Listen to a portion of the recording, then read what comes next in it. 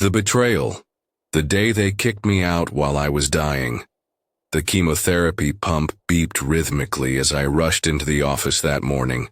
I was 3 hours late for the quarterly review, the first time in 12 years I'd ever missed a deadline. My hands trembled from both the IV drugs and the fear of what awaited me.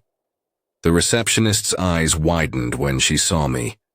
"Jason, Mr. Carter has been looking for you." The conference room door swung open before I could respond. There stood Richard Carter, our newly appointed CEO, his $3,000 Tom Ford suit looking freshly pressed while I stood there in wrinkled chinos, my chemotherapy port visible beneath my collar. "Finally decided to grace us with your presence." His voice carried across the silent office. My office. Now. The walk felt like marching to the gallows. Photos of our company's growth lined the hallway, every milestone bearing my fingerprints. The 2012 launch where I coded for 72 hours straight.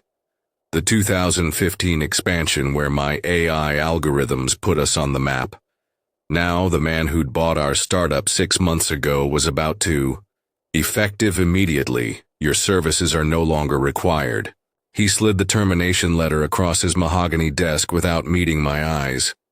HR will process your severance. The words barely registered. Richard, I just need 2 weeks to get through this treatment round. You're not hearing me. He leaned forward, his cologne suddenly overwhelming. We're building the future here, Jason. Not running a charity for sick employees. He tapped the paper.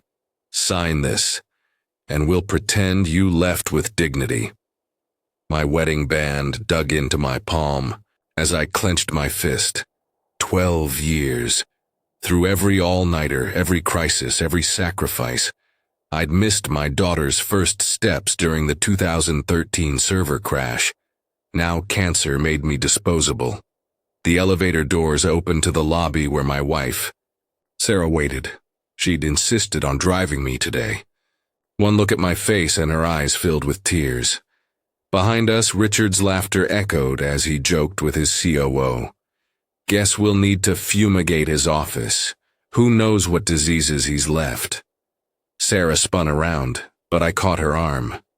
The security guard's pitying look as he handed me a cardboard box containing 12 years of my life was humiliation enough. That night, as I lay shaking from another round of chemo, my phone buzzed with a LinkedIn notification. Congratulations to Richard Carter on acquiring Tech Future's AI division. The photo showed him grinning beside my life's work, the neural network architecture I'd named after my daughter. The comment section was worse. Finally, some real vision at the company. My former VP. About time they cleared out dead weight. The junior developer I'd trained. Sarah slept fitfully beside me, her hospital ID badge still clipped to her scrubs from her double shift. My medical bills had forced her back into nursing night shifts. That's when I saw it. An email notification. From our system admin, urgent legacy system access revocation. Richard was erasing me completely. But he'd made one fatal mistake. He'd forgotten I'd built backdoors into my own code. Part 2. The Reckoning. How I watched him destroy everything I built. The eviction notice came exactly 47 days after my termination. Our savings were gone, vaporized, by 12,000-month immunotherapy treatments not covered by my former insurance. Sarah sold her grandmother's jewelry. We moved into my brother's basement, my daughter Emily sharing a room with her cousins. Meanwhile, Richard's face appeared on Forbes. The disruptor bringing AI to the masses. The article praised his visionary leadership in rebranding my life's work as Carter Neural Solutions. My hands shook, not from chemo this time, but rage, when I read, "We've moved beyond our dependence on legacy systems. Carter says of his complete overhaul of the company's outdated architecture. Outdated. The word burned. The system processing. 87% of their revenue. The algorithms so elegantly coded, they'd become industry standard. That night, while my family slept, I logged into the legacy server through my old back door. What I found took my breath away. Richard hadn't improved my system. He'd crippled it. The new architecture was a slapped-together patchwork of open-source code and half-finished modules. Client error reports piled up in the thousands. The board didn't know because Richard's team was manually falsifying performance metrics. Then, I struck gold.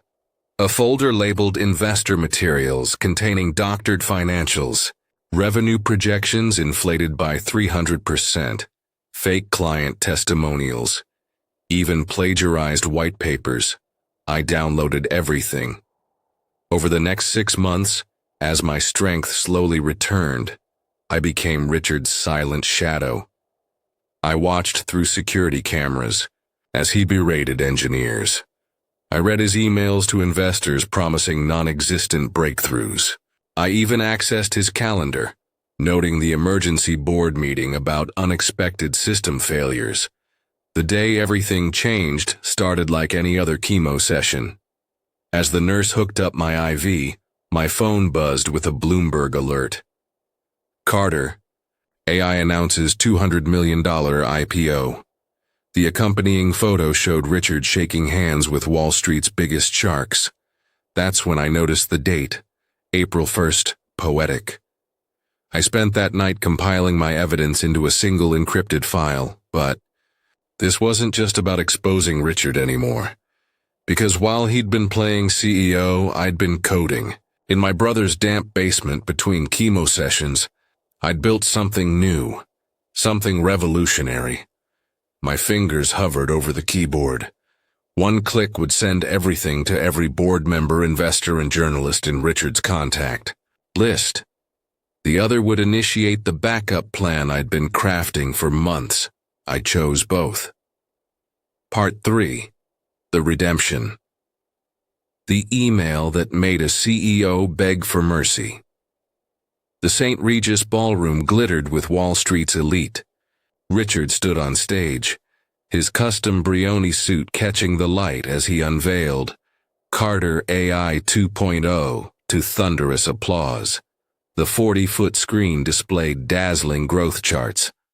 With our proprietary neural matrix, he boomed, we're projecting 400%. Revenue growth. The screen flickered. For a heartbeat, nothing happened. Then my face appeared, gaunt from chemo but unmistakable.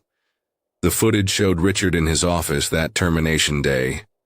Sign this, and we'll pretend you left with dignity. The audio captured every vile word about fumigating my office. The ballroom erupted. Richard's face went slack as the video cut to a side-by-side comparison. My original code's flawless performance metrics versus the doctored reports he'd shown investors.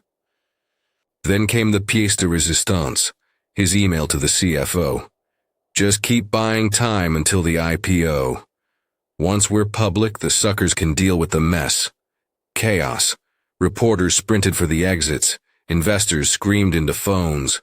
Richard's mic picked up his panicked whisper. Kill the feed, for God's sake, too late. The screen now displayed a single message. Meet Matrix 2.0, the system Richard Carter couldn't steal. Launching today at jasoncoleai.com. What happened next was business history. Carter's stock collapsed 78% in 3 hours.